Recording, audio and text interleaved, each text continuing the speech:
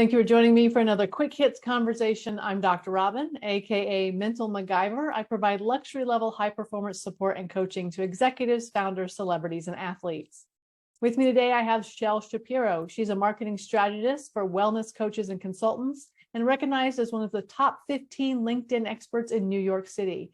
She is also the author of the book, Loving Yourself Isn't Selfish. I have Brandon Mahoney. He's the co-founder of LaunchPoint Labs, a national venture firm where he is the expert in creating sales department. He is known as Dr. Startup. And I have Philip Tate. He's a communications consultant doing branding, strategic communications, and marketing based in Charlotte, North Carolina. The question I have for you, how do you notice when you subvert your needs to avoid conflict, and what do you do about it? Brandon, give us your thoughts. So this is going to be a fun conversation for me because I use it as a tactic to end the conflict. I have no issue saying, you know what, this isn't as important as the other person probably thinks it is. And I do in a way kind of like the idea of feeling like the better person, walking away saying, okay, I made a sacrifice in order to make sure that this person was still happy, still okay. And now I can move on with my life, move on with my day and get whatever it is done that I was previously working on. Whether that's the best tactic, I don't know. I love what you said there about ending the conversation, Brandon. I've noticed that for myself, if I'm in a conflict with somebody or we'll be heading in that direction, if I'm butting heads, we don't see eye to eye, a lot of times I notice it's because the other person isn't as open to hearing other points of view. And so I just internally take myself out of the conversation at that point because I'd rather just not engage if they're just never going to see it from my side too. And so sometimes that looks like me getting super, super quiet and I'm still listening to what they're saying, but I'm not as responsive as I previously would have been. And sometimes that means literally taking myself out of the room because I just can't even put myself in that situation anymore. And either way, I'm withdrawing. And I notice that I do that in those specific times where it could turn into something that it doesn't need to be. And so I'd rather take myself out of the equation right out the gate if I know that it's not for me and leave it at a place where we both still feel okay about it. I'm in communications. And first of all, let me say how impressed I am that the two of you are so self-aware, because I think a lot of this comes from a lack of self-awareness. A lot of people don't realize that it's not about them, or self-awareness is difficult. So I find it's sometimes you have to reflect on your thoughts, your emotions, understand when this thing's happening, why it's happening. You have to be brutally honest with yourself about the underlying reasons why you may be trying to avoid the conflict, or maybe it's just something that hasn't happened the way you thought it would.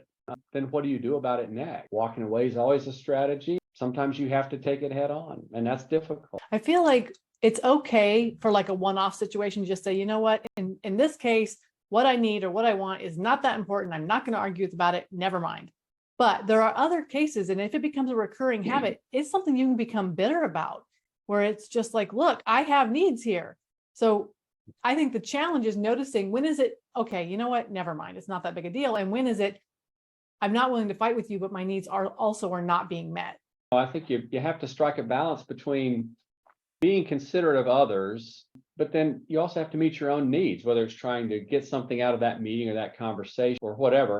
Obviously, the thing you're always striving for, at least I'm always striving for, is open communication and trying to, I think that's rooted in mutual respect and admiring the person that you're dealing with. If you can come at it from that point of view and trying to look at it from the other person's perspective, I think that you have a better chance of navigating whatever conflict you might be facing. I think Philip said it perfectly. It's self-awareness. How are you able to judge how much you can handle before you start to become bitter? And do you recognize when that's starting to happen? I think too, like if we're talking about subversion and being like pulling ourselves back in those types of situations, for me, there's a very fine line as a recovering people pleaser of like, I will become bitter if I keep going in this conversation because you're not going to hear me no matter how much I try. I don't want to lean into those people pleasing tendencies of, I'm going to do this just so that you like me, love me, give me that validation that I need, but I know that this isn't for me. And having that self-awareness, as you said, Philip, to recognize what doesn't serve me, maybe it's just time to end the relationship or just put some distance between us so that I don't fall victim to those people-pleasing tendencies that I once had. And on a subversive level, that's really powerful for me, that knowing and being able to recognize it. What I hear you saying is it helps if you, again, this is part of the self-awareness piece, I think, but it's identifying what are those things that trigger you. We all have things that set us off. Interrupting, getting interrupted, someone's not listening, losing eye contact, whatever it might be. I think another piece of it that you hear about a lot in counseling is setting boundaries. What are the expectations, be it a meeting, a conversation, whatever that encounter might be. So there's some things that you can do. But one other thing that I think about a lot that I fight is accept the imperfect. It's not any conversation or any encounter does not go exactly the way you thought it would. And the same thing's happening to the other person as well. You have to set boundaries with yourself. How willing am I to let someone just go? And when does it become they're walking on me? And how do I figure that out before I'm angry about it? Well, then it becomes, at some point, it becomes a self-care situation too. If you let that happen enough, then suddenly you're never getting what you want. And you're wondering, why am I so frustrated all the time? Well, it may be that you didn't stand up, or you remember half a day later, gosh, this is what I should have said in that moment. And I think you end up in a situation where if someone is used to you just letting stuff slide and letting your needs go, when you do decide, look, this needs to change, then suddenly they're angry. Mm-hmm. And so how do you handle that? I think at that point, you've learned to respect yourself enough where if they're angry, that's on them. If you've gone through that so many times where you're willing to say, you know what, I'm going to forget my needs just to make sure that you're happy. And then later you say to yourself, why did I do that? Just to end the conversation, end the conflict. And now I feel worse. You go through that so many times. Eventually I'd rather be the one who is okay and let them deal with it. The boundary is for us. It's not for the other person, to show ourselves love and respect. And so the more that we can lean into that and let the other person have on their end what they need to deal with on their own, and just creating that I hate to use the word distance again, but like creating that separation between where you end and the other person begins. So the boundary is mostly for us. It's not to change the other person.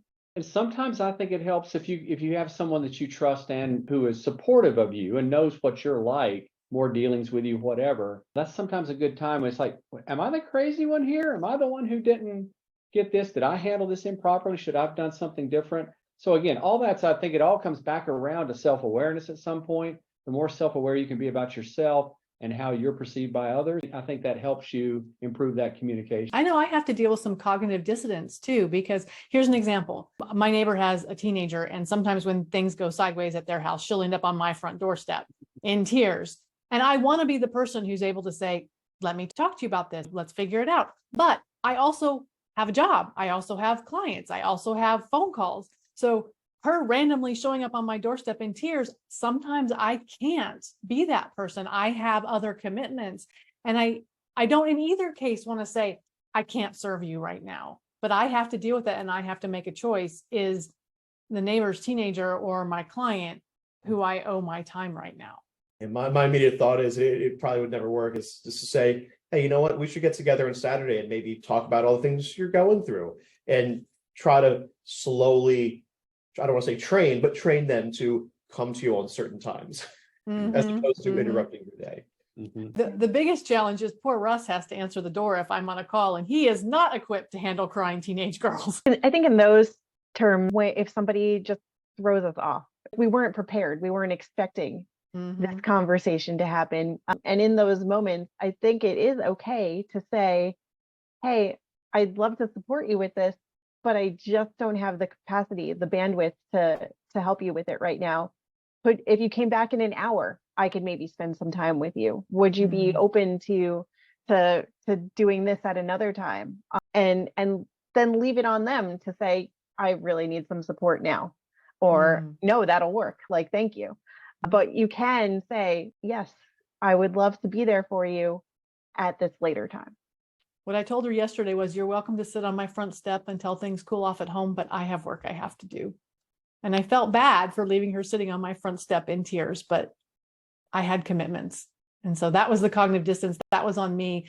I had to own that I could not subvert my needs to do what I had already planned. So thank you so much for having this conversation with me. And I look forward to speaking to each of you again very soon.